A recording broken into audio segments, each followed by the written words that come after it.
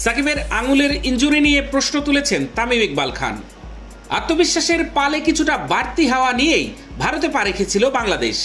পাকিস্তানের বিপক্ষে test series জয় নিশ্চিতভাবেই মানসিকভাবে ফুরফুরে রেখেছিল টাইগারদের। ভরসার নাম ছিল সাকিব আল হাসান।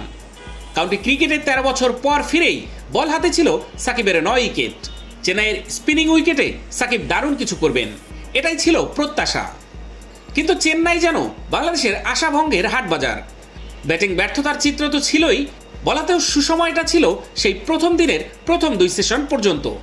এরপর আসেন জাদেজার 199 রানের সেই বিশাল জুটির কথা বাংলাদেশ ভুলে যেতেই চাইবে নিশ্চিতভাবে। আর দ্বিতীয় ইনিংসে ছিল ঋষভ পান্ট ও শুভমান গিলের ঝড়ো সেঞ্চুরি। পরেও প্রশ্ন, দলের প্রয়োজনে বল হাতে সাকিব কোথায়?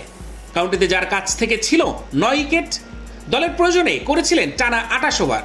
কিন্তু দিন 6 পরেই চেন্নাইয়ে সাকিব করেছেন মোটে 21 ওভার, ছিল না কোনো উইকেট। কেন এমন দশা সাকিবের? সেই প্রশ্নের উত্তর খুঁজছেন সবাই, আর সেটা পাওয়া গিয়েছে মুরালি কার্তিকের সুবাদে। ভারতের সাবেক এই বাঁহাতি স্পিনার সাকিবের সঙ্গে কথা বলেছেন তৃতীয় দিনে এসে। পরে ধারাভাষ্যে এসে সাকিবের সঙ্গে কি কথা হয়েছে সেটাও জানিয়েছেন। তাকে আমি দীর্ঘদিন ধরে চিনি। তাকে জিজ্ঞেস করেছিলাম কি কারণে সে কম বোলিং করছে। সে আমাকে যা বলেছে তা একজন স্পিনার হিসেবে আমি তা বুঝতে পারছি।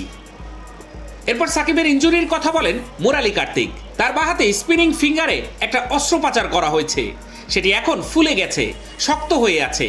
ওই আঙুলে সে বলের অনুভূতিটাও পাচ্ছে না। স্পিনার হিসেবে বলের অনুভূতিটা দরকার। এছাড়া তার কাঁধেও অস্বস্তি আছে।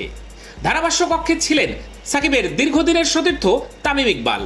মুরালি কার্তিকের এই ব্যাখ্যার পরেই টিম ম্যানেজমেন্ট নিয়ে প্রশ্ন তুলেছেন তামিম ইকবাল। তিনি বলেছেন, মুরালি কার্তিক বলে গেছেন আঙুলের সমস্যার কারণে সাকিব বল গ্রিপ করতে পারছে না। যদি তাই হয় তাহলে বাংলাদেশ 4 জন ফ্রন্টলাইন বোলার নিয়ে খেলছে। টিম ম্যানেজমেন্টের অবশ্যই জানানো উচিত তারা এই ইনজুরির কথা আগে থেকেই জানতো কিনা। এদিকে সাকিবের ইনজুরির কথায় যোগাযোগ করা হয়েছে বাংলাদেশ ক্রিকেট বোর্ডের চিকিৎসক দেবাশিস চৌধুরীর সঙ্গে। তিনি জানালেন ভিন্ন আরেক তথ্য। দেবাশিস চৌধুরী জানান, সাকিবের সার্জারি হলে তো জানতেন তিনি। তাছাড়া সাকিবের সবশেষ ইনজুরি নিয়ে তার কাছে কোনো তথ্য নেই।